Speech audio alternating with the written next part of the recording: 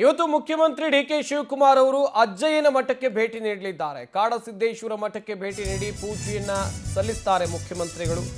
ಮತ್ತೊಮ್ಮೆನೆ ಅಜ್ಜಯ್ಯನ ಮಠಕ್ಕೆ ಡಿ.ಕೆ. ಶಿವಕುಮಾರ್ ಅವರು ಭೇಟಿ ಕೊಡ್ತಾರೆ. ಕಾಡಸಿದ್ದೇಶ್ವರ ಮಠಕ್ಕೆ ಭೇಟಿ ನೀಡಿ ಮುಖ್ಯಮಂತ್ರಿಗಳು ವಿಶೇಷ ಪೂಜೆಯನ್ನು ಸಲ್ಲಿಸುತ್ತಾರೆ. ತುಮಕೂರು ಜಿಲ್ಲೆ ತಿಪಟೂರು ತಾಲೂಕಿನ ನೊಣವಿನಕೆರೆ ಮಠ ಇದು. ಅಜ್ಜಯ್ಯನ ಹೆಸರಿನಲ್ಲೇ ಪ್ರಮಾಣ ವಚನವನ್ನ ಡಿ.ಕೆ. ಶಿವಕುಮಾರ್ ಅವರು ಸ್ವೀಕಾರ ಮಾಡಿದರು. ಸಂಜೆ 5 ಗಂಟೆಗೆ ಭೇಟಿ ನೀಡಿ ವಿಶೇಷ ಪೂಜೆಯನ್ನು ಮುಖ್ಯಮಂತ್ರಿಗಳು ಸಲ್ಲಿಸಲಿದ್ದಾರೆ. ಸಂಜೆ 5:15ರಿಂದ ರಾತ್ರಿ 8 ಗಂಟೆವರೆಗೂ ಕೂಡ ಮಠದಲ್ಲಿ ವಿಶೇಷ ಪೂಜೆ ಇರುತ್ತೆ. 3 ಗಂಟೆ ಮಠದಲ್ಲಿ ಇರ್ತಾರೆ ಮುಖ್ಯಮಂತ್ರಿಗಳು.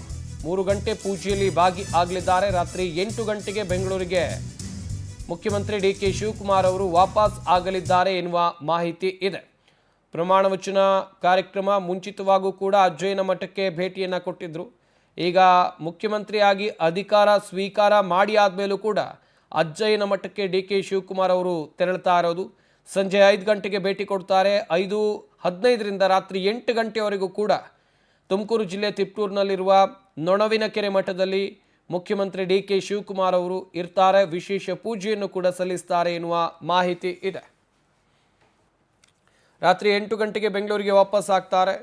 ಯಾವುದೇ ಶುಭ ಕಾರ್ಯ ಮಾಡೋದಕ್ಕಿಂತ ಮುಂಚಿತವಾಗಿ ಡಿ.ಕೆ. ಶಿವಕುಮಾರ್ ಅವರು ಅಜ್ಜಯ್ಯನ ಆಶೀರ್ವಾದವನ್ನು ಪಡೆದೇ ಮಾಡ್ತಾರೆ.